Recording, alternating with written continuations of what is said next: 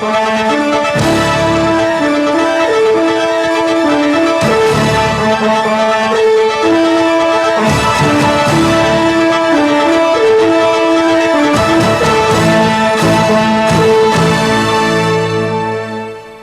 muy buenas tardes, bienvenidos al Noticiero del Mediodía. Hoy es 17 de febrero del año 2021. Comparta con nosotros la próxima hora de informaciones. ¿Cómo estás, Adiel? Muy bien, Diana, y un placer como siempre estar junto a ti en esta emisión del Noticiero del Mediodía.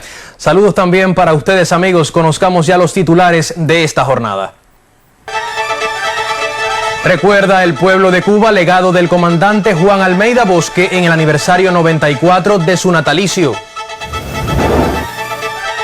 Convoca a canciller cubano a la responsabilidad social de los estados con sus ciudadanos. Movimiento al Socialismo en Bolivia denuncia intereses políticos detrás de protestas convocadas por la oposición.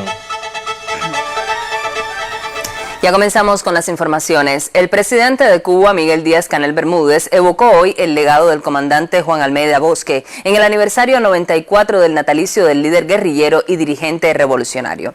En su cuenta en Twitter, el mandatario expresó que la impronta de Almeida está vigente en las luchas y victorias de la mayor de las Antillas. El querido e inolvidable comandante Juan Almeida Bosque vive hoy más que nunca. Su ejemplo nos acompaña en el combate cotidiano y en la resistencia, también en las victorias. Así escribió Díaz-Canel. Precisamente en este minuto hacemos contacto telefónico con la periodista Rocío López Pardo de Teleturquino, quien nos informa sobre el homenaje realizado al comandante Juan Almeida Bosque. Muy buenas tardes para ti, Rocío, adelante. Sí, muy buenas tardes. Efectivamente nos encontramos en el municipio Tercer Frente, donde tuvo lugar hace unos minutos el homenaje de los santiagueros al comandante de la revolución, Juan Almeida Bosque, en el aniversario 94 de su natalicio. El breve pero sentido tributo se realizó en el mausoleo a los héroes y mártires del Tercer Frente Oriental Mario Muñoz Monroy, donde son resguardados los restos mortales del comandante Almeida y sus compañeros. Lázaro Espósito Canto y Beatriz Johnson Urrutia, presidente y vicepresidenta del Consejo de Defensa Provincial, presidieron el acto donde fue colocada una ofrenda floral a nombre del pueblo de Cuba. De acuerdo a los protocolos de bioseguridad establecidos para estas ocasiones, la participación de personas fue reducida. Sin embargo, no faltó el sentir de todo un pueblo y la renovación del compromiso de continuidad revolucionaria. Música y flores decoraron la Loma La Esperanza mientras se recordaban las grandes hazañas del comandante Almeida en la sierra y en el llano. En próximas emisiones continuaremos informando. Muy buenas tardes.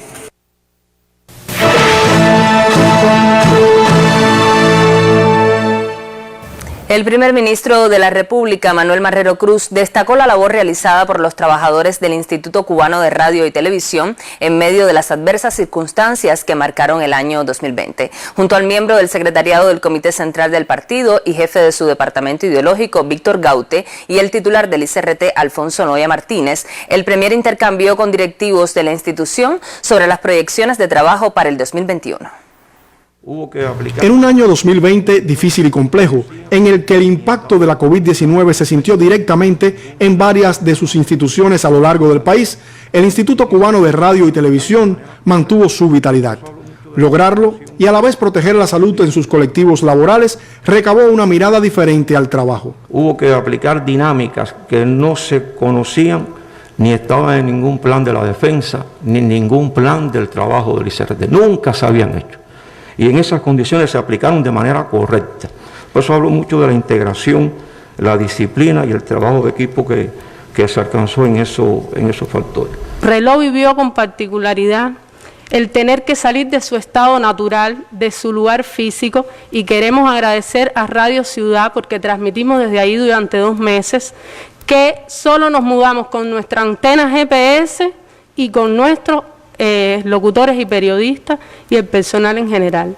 Al evaluar los resultados del trabajo de estos 12 meses, directivos del ICRT coincidieron en que, pese a las adversidades, se avanzó en el objetivo de informar, educar y entretener a la población cubana. En el caso de los informativos, evidentemente hemos tenido que crecernos y desdoblarnos en el trabajo del año. Voy a mencionar algunos ejemplos.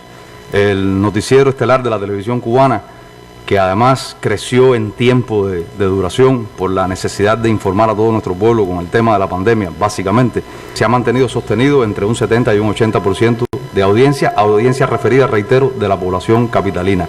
O la conferencia de prensa que se coló en nuestras casas, ha sido de vital importancia para el acompañamiento de la información a la población y se ha sostenido igual entre 40 y 50% de la audiencia. La radio cubana durante el año 2020 garantizó ser un sistema de comunicación unido como tal vez nunca lo había sido.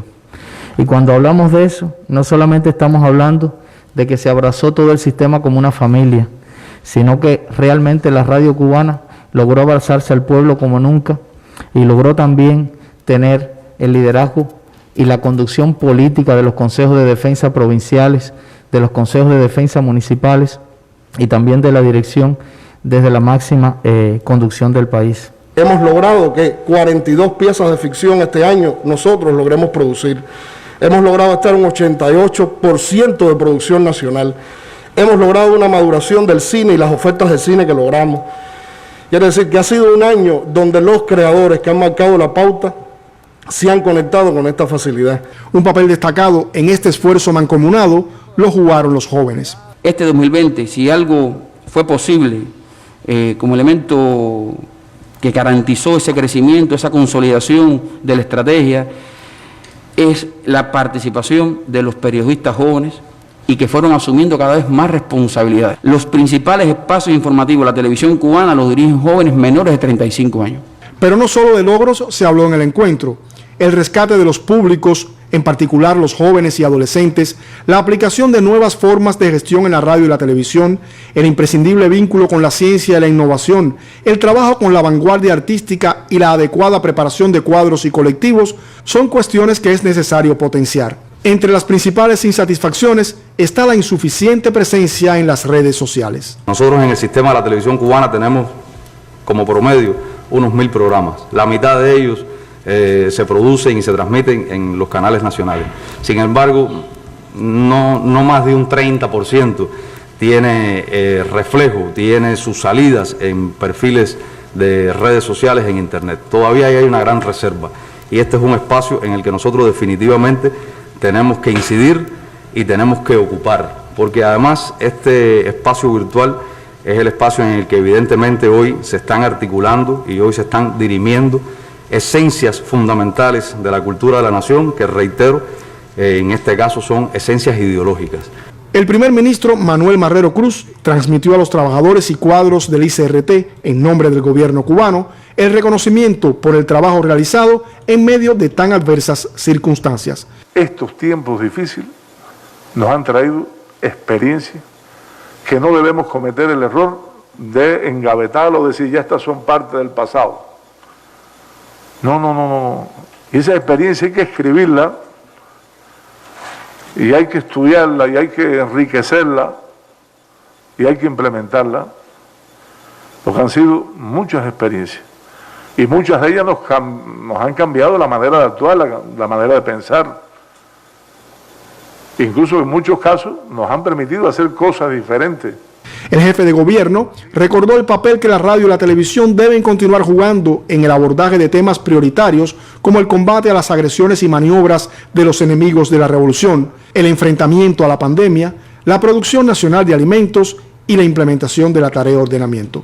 Insistió en la necesidad de mantener en todo momento el vínculo con el pueblo. Hay que tener el oído puesto en la tierra, escuchar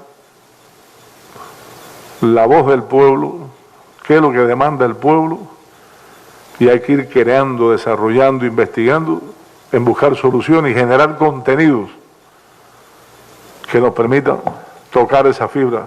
Y dentro de ello, el reto de generar contenidos para jóvenes y adolescentes, para lograr llamar su atención. Marrero Cruz llamó a replantearse con profundidad el trabajo de telecentros y emisoras territoriales, a potenciar en el organismo los negocios y la inversión extranjera, a continuar la migración a la televisión digital y a fortalecer los lazos con otras instituciones. 2021 se perfila tan difícil y complejo como su predecesor. Para los trabajadores del ICRT debe ser este un año de impulso y despegue para alcanzar metas concretas. Héctor Martínez, Sistema Informativo de la Televisión Cubana. Cumplir el sueño de ser padres es la motivación de quienes acuden a las consultas del programa de atención a la pareja infértil. En minutos desde Cienfuegos conocerá sobre la ayuda especializada que reciben estas familias.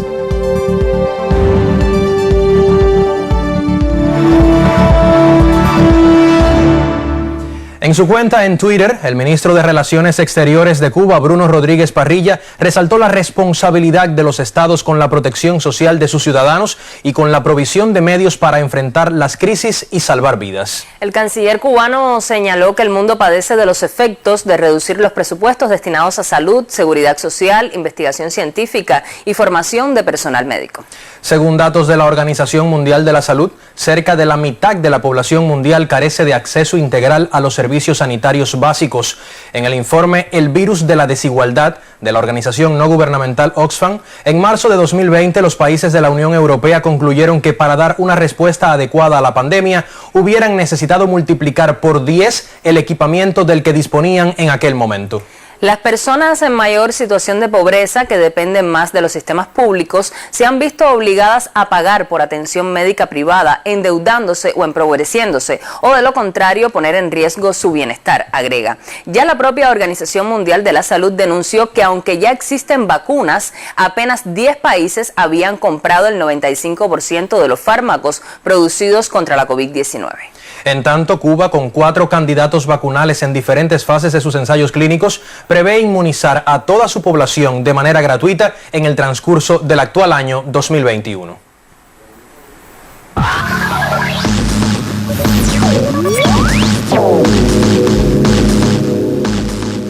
Buenas tardes, veamos qué trasciende a nivel mundial hasta este momento. Comenzamos en América Latina. El movimiento al socialismo MAS en Bolivia denunció los intereses políticos detrás del cacerolazo convocado por el Comité Nacional en Defensa de la Democracia como rechazo a normativas aprobadas recientemente. El CONADE instó a realizar protestas a nivel nacional el 21 de febrero contra la ley de emergencia sanitaria y del decreto presidencial de indulto y amnistía, un hecho calificado por el diputado del MAS, Juanito Angulo, como una convocatoria política y atentatoria contra la salud del pueblo. Angulo enfatizó que esas manifestaciones no responden a los intereses de la población, sino a representantes y autonombrados, quienes con fines personales y políticos tomaron protagonismo en 2019 al involucrarse en las acciones para derrocar al expresidente Evo Morales y 2020 durante el gobierno de facto. También de esta región conocimos que el programa Vuelta a la Patria benefició hasta hoy a más de 23.000 migrantes venezolanos en condiciones de vulnerabilidad en diversos países del mundo, principalmente en la región sudamericana. Un vuelo de Conviasa, la aerolínea estatal de Venezuela, aterrizó la víspera en el Aeropuerto Internacional Simón Bolívar de Maiquetía con 83 pasajeros a bordo provenientes de la ciudad ecuatoriana de Guayaquil. La jornada de repatriación voluntaria y gratuita se desarrolló bajo estrictos protocolos de prevención y bioseguridad para evitar la propagación de la COVID-19.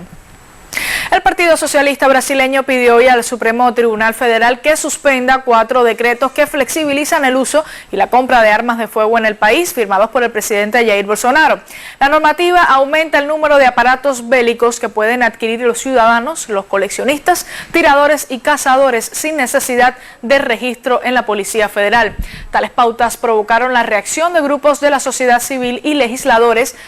Flexibilizar el uso y la compra de armas fue una de las principales promesas de campaña del mandatario ultraderechista en 2018 y una de las causas que defiende durante sus 2 años de mandato. Según el Partido Socialista, los decretos violan gravemente los derechos fundamentales, entre ellos el derecho a la vida, la seguridad pública y la dignidad humana. Se profundizan las divergencias en el seno del Partido Republicano de Estados Unidos. Hoy es noticia que el expresidente Donald Trump arremetió contra el líder republicano del Senado, Mitch McConnell, dando muestras de una creciente enemistad entre las dos voces más importantes del partido. En un comunicado tras el segundo juicio político, Trump dijo que Mitch es un político adusto, hosco y poco sonriente, y si los senadores republicanos van a seguir con él, no volverán a ganar. Trump y McConnell se distanciaron en las semanas posteriores a las elecciones presidenciales, pues Trump se irritó porque McConnell reconoció al demócrata Joe Biden como ganador. La brecha entre entre ellos creció cuando McConnell declaró el sábado en el Pleno del Senado que Trump era práctica y moralmente responsable del mortal asalto al Congreso del 6 de enero.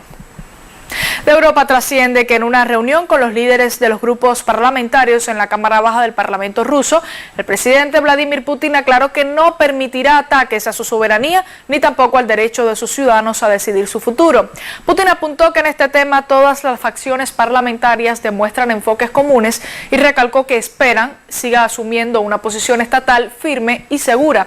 Asimismo, el jefe de Estado aprovechó la oportunidad para señalar que los gigantes tecnológicos como Facebook y Twitter son un serio desafío para el país. El mandatario reiteró su llamado a cerrar filas ante la posible injerencia extranjera que pueda desvirtuar los comicios. Y unos 2.600.000 palestinos podrán votar en los comicios legislativos de mayo y los presidenciales fijados para julio, según anunció hoy la Comisión Electoral Central. El total inscrito representa más del 93% de los posibles votantes, que suman 2.800.000, según estimaciones de la Oficina de Estadísticas. Tal proceso concluyó según lo previsto y la cantidad de electores que decidieron inscribir sus nombres en los listados oficiales refleja la motivación de los ciudadanos para participar en el ejercicio democrático. En septiembre pasado, representantes de todas las agrupaciones palestinas acordaron superar desavenencias de décadas y apoyar la celebración de elecciones parlamentarias y presidenciales, que serán las primeras en unos 15 años. Y con esta información me despido. Continúe con nuestra emisión.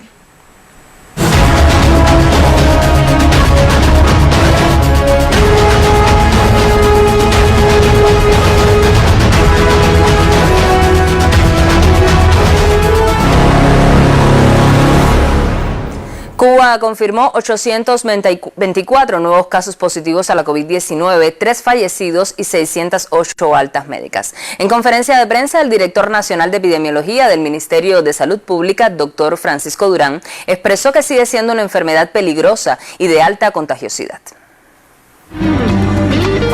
Al cierre del día de ayer, la nación reportó 824 nuevos pacientes diagnosticados con la COVID-19 y lamentablemente 3 fallecidos.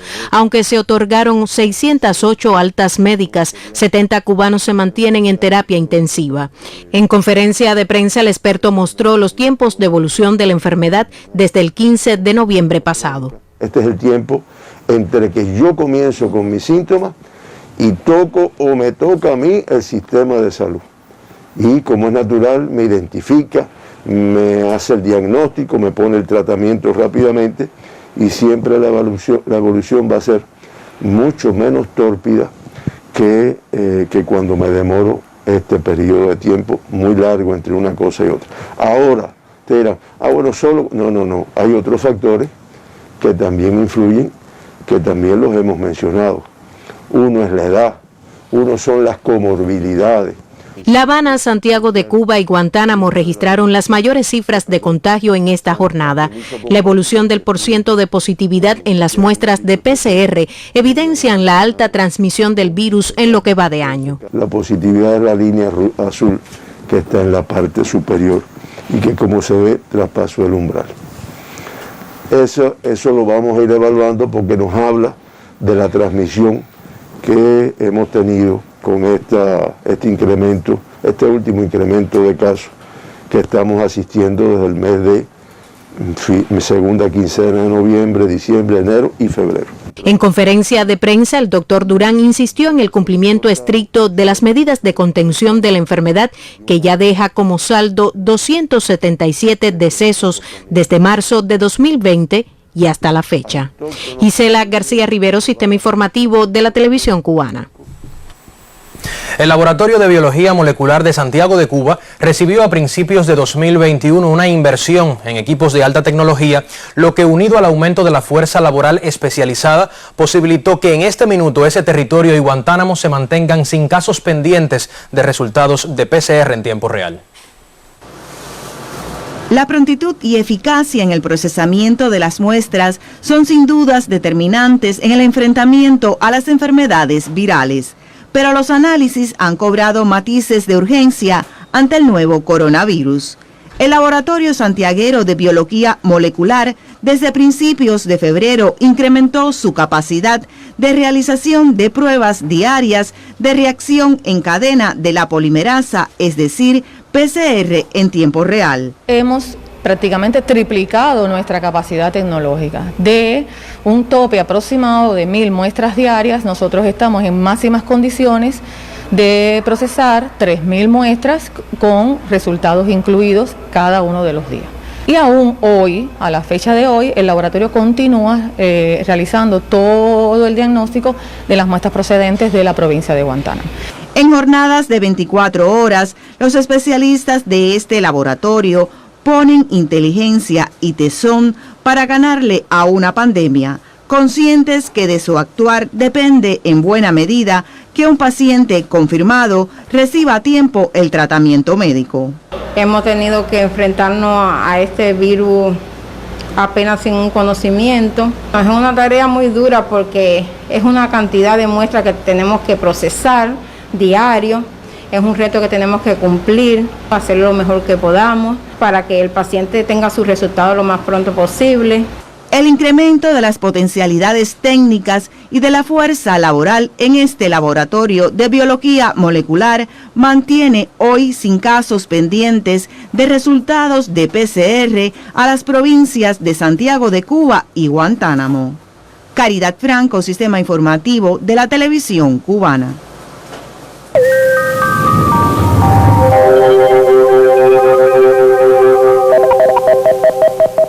Hola, ¿qué tal? Muy buenas tardes. Se mantienen las lluvias en el occidente y el centro. Los acumulados llegan hasta 38 milímetros en Santa Lucía, Pinar del Río, 24 milímetros en Bauta. Se mantiene el flujo de aire húmedo y cálido con mucho calor en zonas del occidente del país. Fíjense cómo llegan los nublados a esta parte del territorio nacional, donde hoy estará también la mayor probabilidad de lluvia. En el pronóstico vamos a tener cielo mayormente nublado en el occidente, alguna probabilidad de lluvia en Pinar del Río, la isla de la Juventud y localidades del interior y sur del resto del territorio nacional. En cuanto a la noche, se mantiene la mayor probabilidad de lluvia en el occidente, donde estará parcialmente nublado, ocasionalmente nublado, principalmente en zonas de la costa norte. El resto del territorio nacional disminuyendo la nubosidad y la probabilidad de lluvia. Temperaturas máximas hoy con valores desde 30 y hasta 32 grados Celsius en casi toda la mitad occidental. Llegarán hasta 33, 34 grados Celsius en la provincia de Granma. En la noche los valores de temperaturas más bien frescas, bueno, las temperaturas entre 23 y hasta 25 grados Celsius en la isla de la Juventud. Los vientos variables débiles, pero ya desde el final de la mañana comenzaron a soplar del sudeste al sur nuevamente en el occidente, del este en el resto del territorio nacional, velocidades entre 10 y 25 kilómetros por hora. Se mantiene la marejada en el litoral norteoriental, el poco oleaje en el resto de los litorales. En resumen, la mayor probabilidad de lluvia continúa estando en el occidente, el resto del país muy baja probabilidad de lluvias. Les deseo a todos que tengan una tarde muy feliz, que se cuiden y hasta mañana.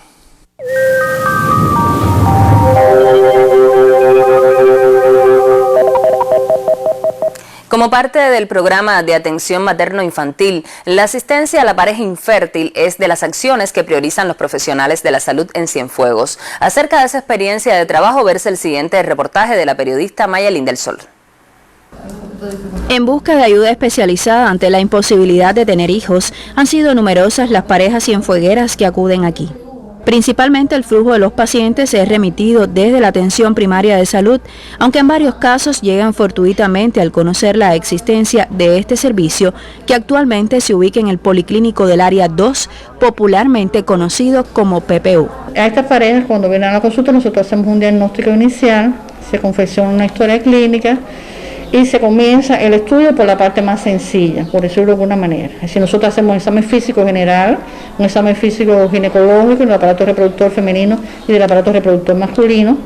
Damos orientaciones, indicamos vitaminoterapia y damos orientaciones de toda índole, hasta sexual. Desde el primer momento que vinimos a la consulta hubo mucha atención de parte de la doctora y que nunca perdiéramos la esperanza de que siguiéramos todos los tratamientos que ella nos iba mandando.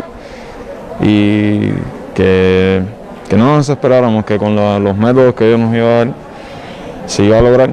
Aquí encontré una oportunidad de tener una esperanza de que con algún tratamiento, ya sea con medicina natural o llegar a la reproducción asistida, pues lograr con mi pareja eso que tanto deseo.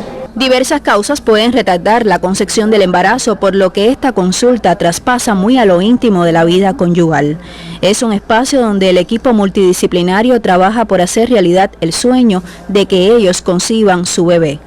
Tan solo el pasado año, de unas 342 parejas infértiles estudiadas, se lograron a feliz término 69 embarazos. Revisaron el espermograma, vieron que estaba bastante bueno. Mi esposa se atrasa con frecuencia y resulta que al final de que le hicieron la prueba estaba embarazada. Una gran alegría.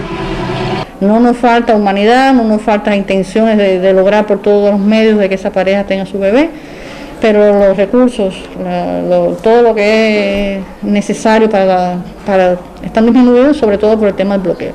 Pero además de eso, existe disminución de la asistencia porque muchas personas tenían que quedarse en casa. Y fuimos citando poco a poco a estas parejas, se fue trabajando con ellas, siempre con todas las medidas óptimas que tenemos que tener en la consulta. En colaboración con el Grupo Gitema de la Universidad Cienfueguera, crearon una aplicación para socializar contenidos y consejos útiles en torno al tema. Se creó una página en Facebook que se llama Infertilidad y Embarazo. En esa página se dan noticias tanto nacionales como internacionales que tienen relación con infertilidad. En Twitter también hay una página, tengo un blog específico para eso también. De tal suerte, la consulta municipal de infertilidad apuesta por un incremento de los nacimientos en Cienfuegos y por intentar cumplir el sueño de estas parejas que ansían tener su bebé. Mayelín del Sol, Sistema Informativo de la Televisión Cubana.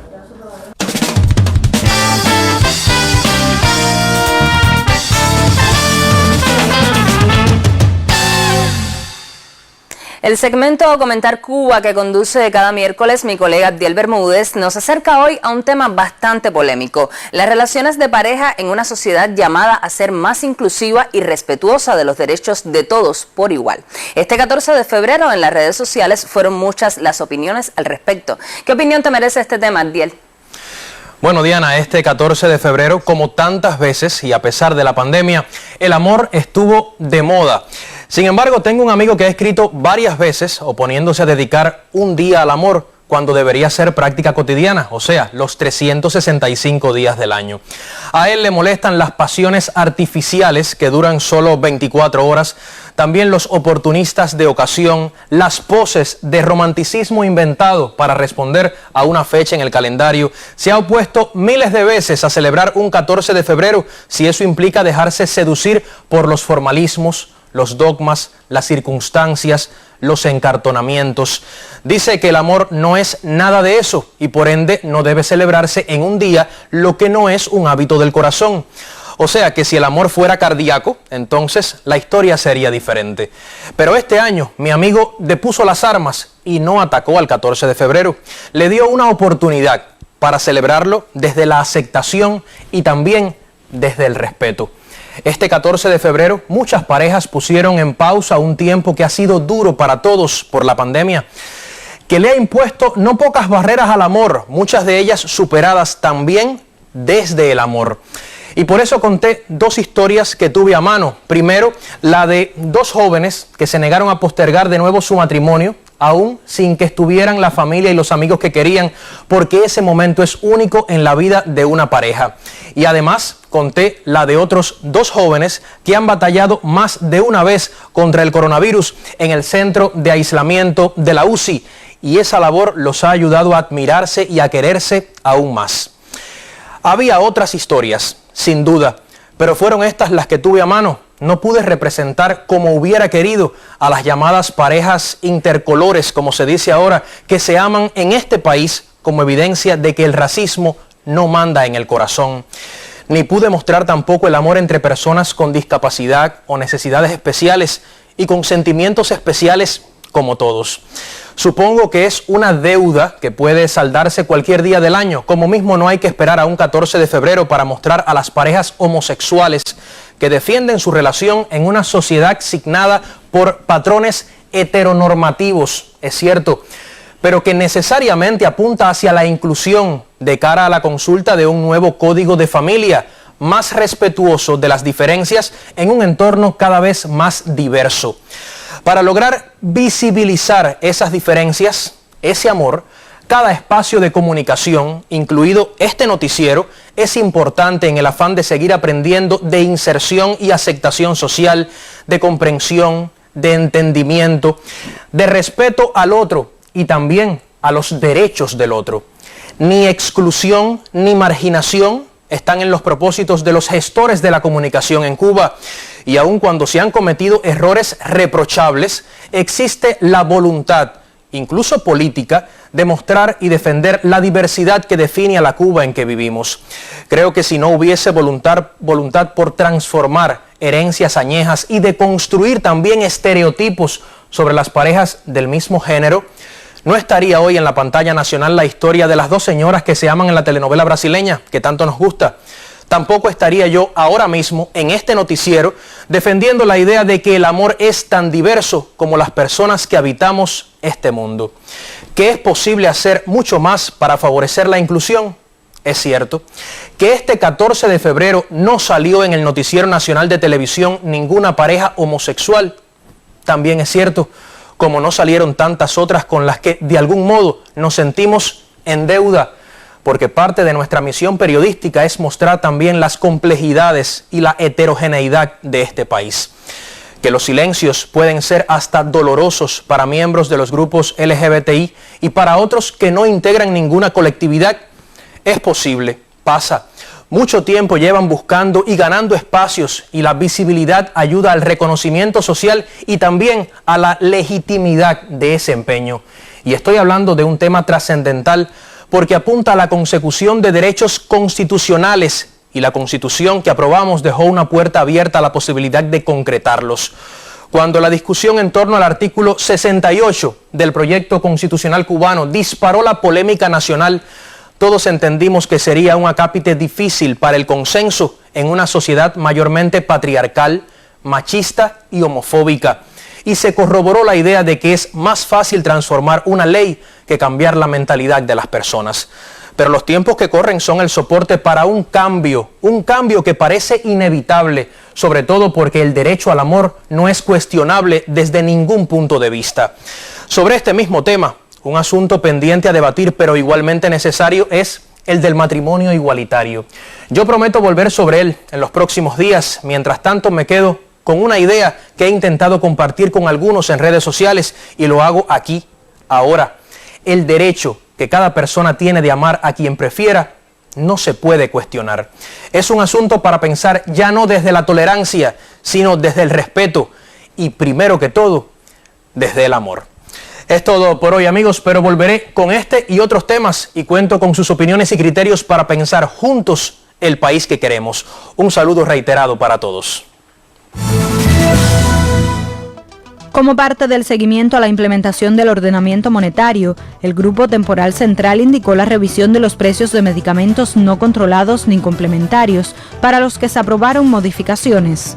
El proceso partió de los criterios y preocupaciones de la población con los costos de algunos medicamentos, entre ellos el factor de transferencia, Troabinam y atorvastatina, aprobados en la resolución 345-2020 del Ministerio de Finanzas y Precios implementada desde el 1 de enero último.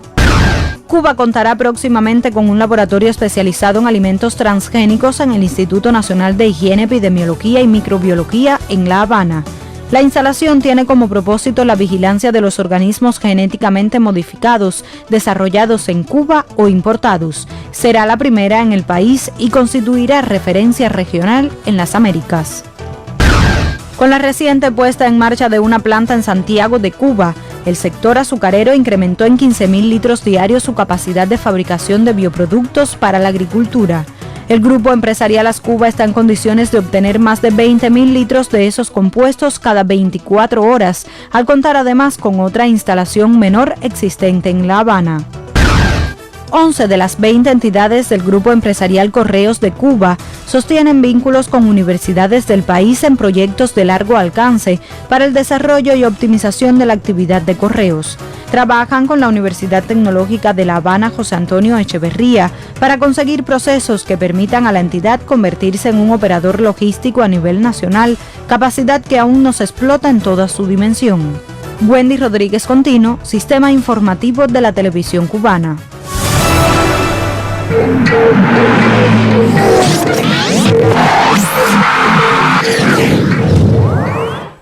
Muy buenas tardes, sea bienvenido a este segmento con la actualidad deportiva. Los logros del deporte revolucionario cubano son reconocidos en el mundo y la admiración crece al conocer que esas conquistas son posibles a pesar de la política hostil del gobierno de Estados Unidos contra la nación caribeña. Datos concretos acerca de los avances del movimiento deportivo antillano y los retos enfrentados se expusieron hoy en el evento virtual El Deporte en Cuba, otro blanco del bloqueo de Estados Unidos. Coordinado por el Instituto Cubano de Amistad con los Pueblos ICAP y el INDER, el encuentro fue transmitido por las plataformas @siempreconcuba en Facebook, YouTube y Twitter. Según indica el sitio digital de la COCO, atletas en activos, glorias, directivos y del ámbito atlético y amigos de Cuba alrededor del mundo compartieron reflexiones y anécdotas que evidencian la grandeza del deporte erigido derecho del pueblo desde el año 1959. Pasamos ahora a noticias del juego ciencia, y es que el ajedrez es uno de los deportes de mayor actividad en el contexto actual por la posibilidad de jugarse de forma online. En Cuba tiene como certamen principal el torneo internacional Capablanca in Memoriam, que pudiera realizarse por primera vez con un nuevo formato. Sobre este y otros temas, la colega Rockmary García conversó con el presidente de la Federación Nacional, Carlos Rivero. Con la suspensión de los campeonatos nacionales de ajedrez previstos para realizarse en los meses de enero e inicios de febrero, el Juego Ciencia en Cuba organiza su estrategia del año. Estamos reevaluando la posibilidad conjuntamente con el Instituto Nacional de Deportes y la Dirección de Programación y Organización Deportiva, haciendo propuestas de aproximadamente en el mes de mayo poder efectuar las semifinales y las finales de los campeonatos nacionales, conjuntamente con la primera Paralimpiada Nacional de Ajedrez para deportes con discapacidad. Nosotros, por ejemplo, estamos pensando, porque dirían los aficionados, bueno, si cómo va a ser en mayo los campeonatos nacionales si en mayo es el Capablanca. Bueno, la posibilidad de efectuar el Capablanca en el mes de noviembre. En el mes de noviembre cercano al cumpleaños, al natalicio de Capablanca y bueno, aniversario, o sea, en este caso Día del Deporte, que es el 19 de noviembre. O sea, cercano a esa fecha retomar la idea de hacer el Capablanca. Quedan 9 meses antes de la fecha, por ello se manejan diversas variantes para su realización, una de ellas oficializada recientemente por la Federación Internacional. Presencial para todos los cubanos, pero en caso de que existan situaciones todavía con la participación internacional, ya sea con los boletos, con los vuelos, con las líneas aéreas o con los países que tengan algún impedimento en hacerlo, como ya tenemos compromisos ya preestablecidos con anterioridad, con invitados desde el año pasado, la idea es utilizar por primera vez en Cuba el sistema híbrido, que el sistema híbrido es una fusión del sistema físico normal siempre establecido y el sistema establecido novedoso, que es el online. El principal evento del año en el exterior para Cuba es la Copa del Mundo, a la que ya está clasificada la maestra internacional Yerisbel Miranda, y quedan 2 boletos, uno masculino y otro femenino de la Federación Nacional. Entonces, los campeones de los torneos nacionales se ganarán el boleto hacia la cita del orbe. Las condiciones sanitarias generan incertidumbre en los calendarios debido a las olas del coronavirus con menor o mayor afectación en diferentes etapas, pero el incentivo y la planificación de competencias para los ajedrecistas cubanos como para cualquier deportista es esencial. Los voleibolistas cubanos protagonizaron buenas actuaciones en la Liga Francesa de Voleibol, que vivió este martes la jornada 20 del calendario regular. Según reporta la colega Lisette Ricardo, Julio César Cárdenas aportó 14 puntos con 3 ace y un bloqueo en la victoria del Tourcoing ante el Nantes. El matancero se ubica cuarto en el departamento de atacadores receptores. Por su parte, el Iván Osoria tributó 8 tantos, 6 por ataques y 2 en bloqueo en el éxito del Cambrai ante el Cannes. Osniel Melgarejo y el zurdo Jesús Herrera destacaron en la fecha para el Chaumont a pesar de la derrota. Herrera finalizó como máximo anotador con 19 unidades, mientras que Melgarejo acumuló 16 rayitas. Entre tanto, el central Roami Alonso produjo 4 tantos en los 2 parciales que disputó. Cambiamos ahora de tema. El distinguido entrenador de judo Justo Noda se encuentra en Cuba luego de tributar sus conocimientos en tierras foráneas. El colega Aurelio Preto Alemán conoció del regreso a nuestro país y preparó el siguiente reporte. El prestigioso entrenador de judo Justo Noda está de regreso luego de colaborar por varios años en un centro internacional. Fui designado por la Federación Internacional de Judo por el señor Mario Vice para atender un centro de entrenamiento por los países de América en Cancún, México, y bueno, estábamos en esas funciones. El objetivo del centro fue un contrato, hasta un convenio hasta el 2020 para los Juegos Olímpicos, y también sirvió para la preparación de los Juegos Centroamericanos del Caribe en 2018 y los Juegos Centroamericanos de Lima en el 19. ¿Cómo ve el panorama internacional del judo y en especial el de Cuba precisamente en este año olímpico? La pandemia va a afectar a todo el mundo, pero a los países pobres, los países de menos recursos, más todavía. En el caso de Cuba, que no estamos exentos de eso también, yo creo y tengo fe y esperanza de que Cuba vuelva a lograr medallas olímpicas, tanto en hombres como mujeres, en los Juegos Olímpicos. Están preparados, muchachos tienen entusiasmo, los colectivos técnicos están trabajando con ese perfil y con mucho entusiasmo. Yo creo que eso es el mayor valor que tiene la preparación.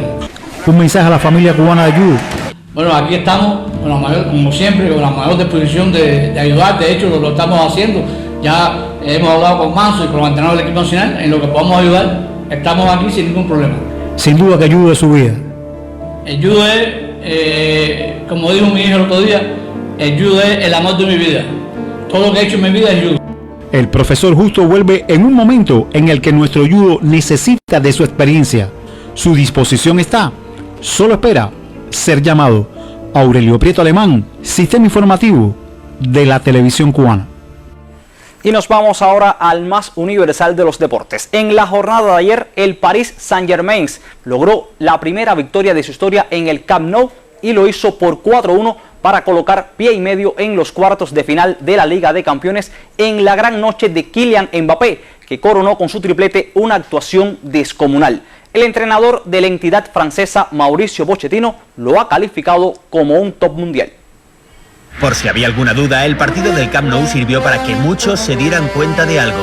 De que estamos ante la presencia de un top mundial, de un top class. De un jugador al que le acompaña la suerte con ese control para luego definir de la mejor manera posible 1-1 y empezaba el espectáculo de Mbappé. Top mundial, es un grandísimo futbolista. Pero volvamos al día anterior al encuentro, hotel del Paris Saint-Germain, y sucede lo siguiente. Me preguntó, dice, ¿cuántas veces ganaste en el Camp Nou? Le dije una, y con el Español. Y me dice, bueno, mañana ganarás la segunda. Y ahora cuando termina, nos vemos en el campo, me dice, te dije, vos ganado la segunda, has ganado la segunda vez. Por eso es un top. Un top que resolvió el partido él solo, de nuevo castigando a Ter Stegen y a la defensa del Barça, provocando con su velocidad todo el peligro del Paris Saint-Germain hasta dejarnos imágenes que pronto serán icónicas. Pero la noche tenía reservado un último momento especial en su debut en el Camp Nou. Otro veloz contragolpe que Kylian de primeras aprovechó con clase, sutil, preciso y potente para matar el partido, seguramente la eliminatoria, y conseguir un histórico tercer gol. Haber marcado un hat-trick es algo que lo pone en el foco mediático.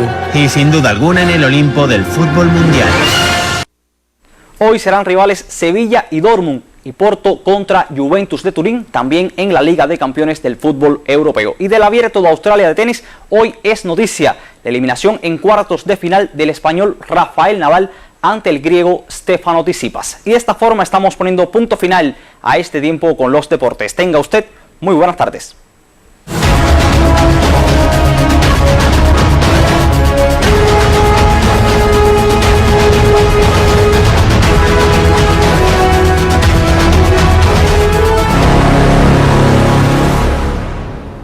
Encontrar historias en la zona roja resulta interesante, máxime cuando se exponen ejemplos de sacrificio y voluntad por frenar una expansión del virus, que en Guantánamo hace más compleja la situación epidemiológica. La de hoy muestra a una brigada de voluntarios de Texas, que ellos mismos bautizaron el pasado 6 de febrero con el nombre de Camilo Cienfuegos.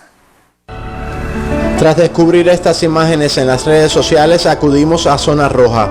Resulta curioso cómo se identifican. Aquí en unos minutos de descanso vamos a hacer un identifico a los lados, a ver si saben quiénes son las personas que están aquí. Departamento de Economía, buenos días. Centro de Dirección, ¿en qué puedo ayudarlo? Les ayuda, buenos días. Unidad de control, listo para lo que ustedes deseen. especialista de seguridad informática. Son 10 integrantes de una brigada de voluntarios de Texas que prestan su ayuda en tareas de servicios en el Hospital de Confirmados de la Vocacional en Guantánamo. Trabajamos jornadas de aproximadamente de 14 a 16 horas, porque una vez que entras a la zona roja, no debes salir en todo el transcurso del día.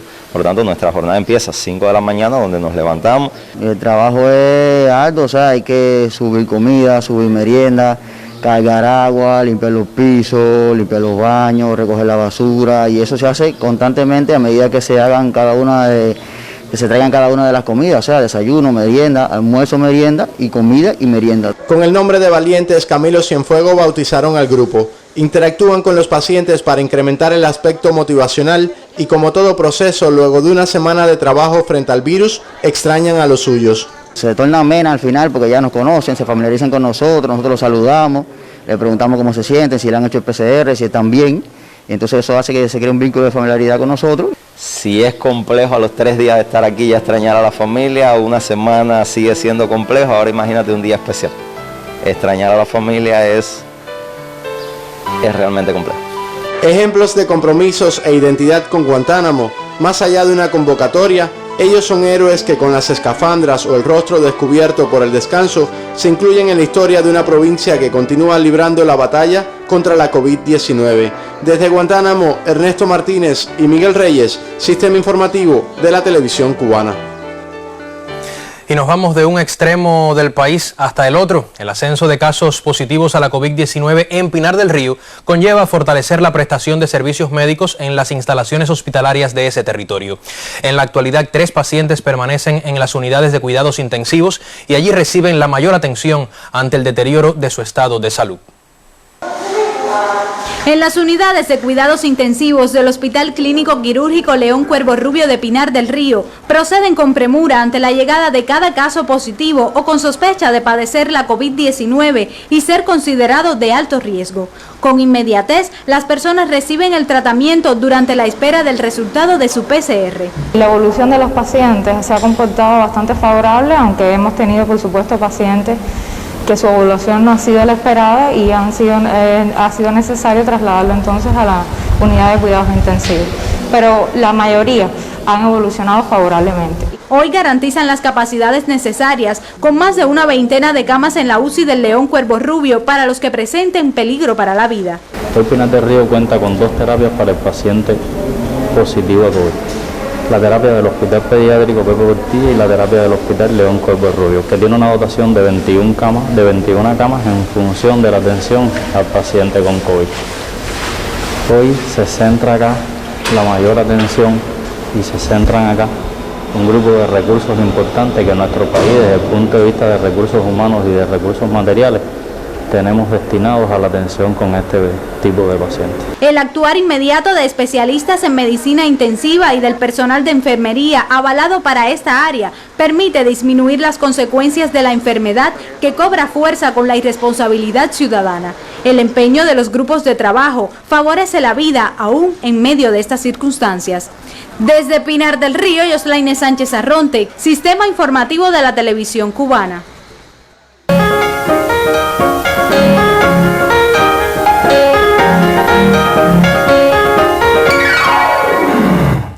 Buenas tardes. El Premio Literario de la Ciudad Silvestre de Balboa, convocado por el Centro Provincial del Libro y la Literatura en Camagüey, junto al Sectorial Municipal de Cultura y la Casa de Cultura Ignacio Agramonte, lo mereció en su 30ª edición una escritora residente en La Habana. Conozcamos los detalles.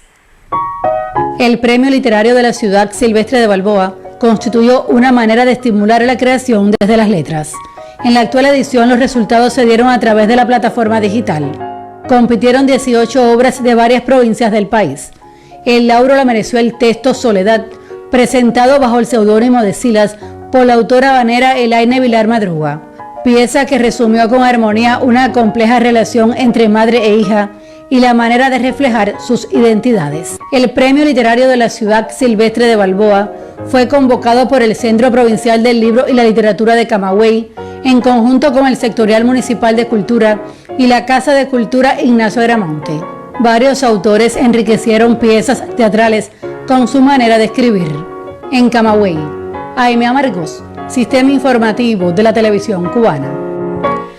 La cultura cubana celebra el nacimiento de Beatriz Márquez. Según una publicación del perfil en Facebook del Ministerio de Cultura, es la artista que más ha interpretado la obra del comandante Almeida. Más de 30 discos son clara evidencia de las dotes excepcionales de Beatriz Márquez, que nos conmueve con cada una de sus interpretaciones.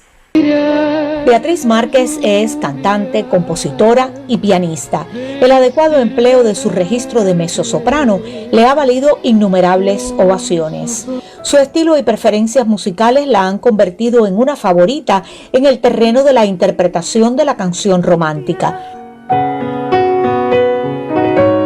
Tú la sabes de memoria.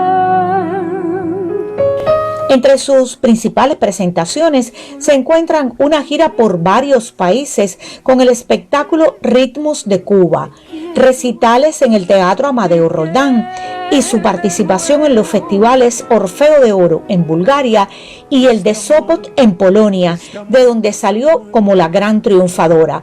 Bajo la dirección musical de Renber Ewes, Beatriz Márquez obtuvo 3 galardones en Sopot, incluido el de interpretación. Y no habrá quien te pueda decir que has vivido rodando en un mar de maldad. Un gran premio en Cuba Disco, 3 discos de plata con el sello EGREM de Cuba y otro con el ruso Melodía son parte de las sobradas razones del Premio Nacional de la Música y de otras distinciones obtenidas por Beatriz Márquez. Ha puesto su modo de hacer en obras de compositores como René Márquez, Marta Valdés, Juanito Márquez, Silvio Rodríguez y Germán Nogueira. Imposible no mencionar la comunión creativa con la obra de Juan Almeida Bosque, plasmada en el disco de la EGREM, Beatriz canta a Juan Almeida. También en innumerables interpretaciones como la que mostramos ahora. Se trata de Beatriz Márquez y el pianista Rolando Luna en Mejor Concluir, parte de un homenaje que destacados artistas rindieron a la obra musical del comandante de la Revolución, Juan Almeida Bosque, en 2014. El punto ya final y en este instante. Loli Esteves, Sistema Informativo. Con el cumplimiento de las medidas pertinentes, la HS en Las Tunas ofrece opciones atractivas en su sede provincial. La muestra fotográfica que allí se expone es un ejemplo de ello. Veamos. Ser versátil es una de las peculiaridades de la creadora tunera Saimí Torres. Premiada en el mundo de las letras en certámenes como El Principito, la artista presenta ahora una expo fotográfica en la sede de la Asociación Hermanos Saiz en Las Tunas. Mediante el contraste entre luces y sombras, se descubren elementos de violencia hacia el interior del hogar. Doble filo es la traducción al español del título de su muestra en latín. Creo que era algo que necesitaba decir, es un llamado de atención que le hago a la sociedad, tanto hombres como mujeres, a no dejarse llevar por la violencia esta que tenemos dentro, sino a contrarrestarla con un poquito de armonía, un poquito de entendimiento. Cuando uno encuentra la manera de decir, no importa el medio, lo importante, la función elemental del arte, según mi criterio, es comunicar. Y creo que esta idea debía ser comunicada a través de las artes visuales y en este caso la fotografía. Su exhibición se suma a los logros de la joven vanguardia creativa en el territorio, donde se obtuvieron importantes resultados en los premios Calendario, un tema que será ampliado en próximas emisiones.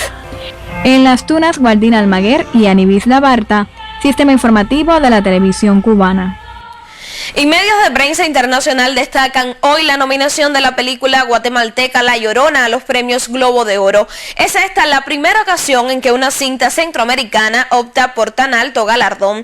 Nominada en la categoría de mejor película de habla no inglesa, la ceremonia de premiación está prevista para el próximo día 28, donde La Llorona, dirigida por Jairo Bustamante, competirá con 4 cintas más de países como Estados Unidos, Francia, Dinamarca e Italia. Considerada una de las mejores mejores películas del año luego de su estreno mundial en el Festival de Venecia, en el cual conquistó el premio a la mejor película. Este filme ha participado en los festivales Sundance, Toronto y en el London Film Festival, entre otros. Así me despido por hoy. Muy buenas tardes. Muy buenas tardes también para ti, Claudia. El 17 de febrero de 1927 nació Juan Almeida Bosque, hijo de una humilde familia habanera. Solo había alcanzado el 8º grado y su mayor experiencia de trabajo la tenía en el ramo de la construcción cuando conoció a Fidel. Nos acercamos a Juan Almeida Bosque a través de la periodista Celia María Reyes. A base de coraje y convicción, creció como hombre y como guerrillero. Con delicadeza semejante a su valor, fue capaz de batirse a las balas y escribir canciones. Almeida fue profundo en la justeza de las ideas que defendió y al mismo tiempo llegó al corazón de su pueblo. En tierras granmenses se forjó el guerrillero rebelde. Tras el Moncada, la prisión, el exilio, el desembarco del Yate de la Libertad. En la Sierra Maestra se coronó y fue para siempre el comandante Juan Almeida Bosque. Rebelde y valeroso, escritor y cantor, bebió de la savia de las tradiciones cubanas más oriundas y dio vida a más de 300 canciones. Ya me voy de tu tierra, mexicana bonita. Talento y valentía le sobraban para cualquier batalla que enfrentó, asegurando que aquí no se rinde nadie. Y de esta forma concluye el noticiero del mediodía. Espere más información en la emisión de la tarde de Canal Caribe y el noticiero estelar de las 8 de la noche. Nosotros regresaremos mañana justo a la 1 en punto. Hasta entonces tengan muy buenas tardes y cuídese mucho. Buenas tardes.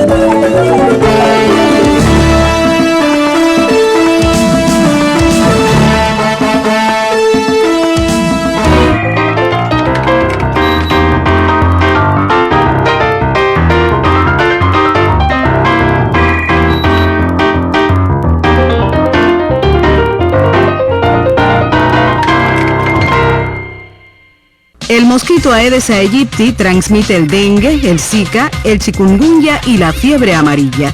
Los síntomas comunes son fiebre, dolores musculares, malestar general y decaimiento. Evita que se acumule agua en envases. Cepilla fuerte el interior de los tanques bajos de arriba hacia abajo. Busca una tapa adecuada. La solución está en tus manos. Prevenir con educación.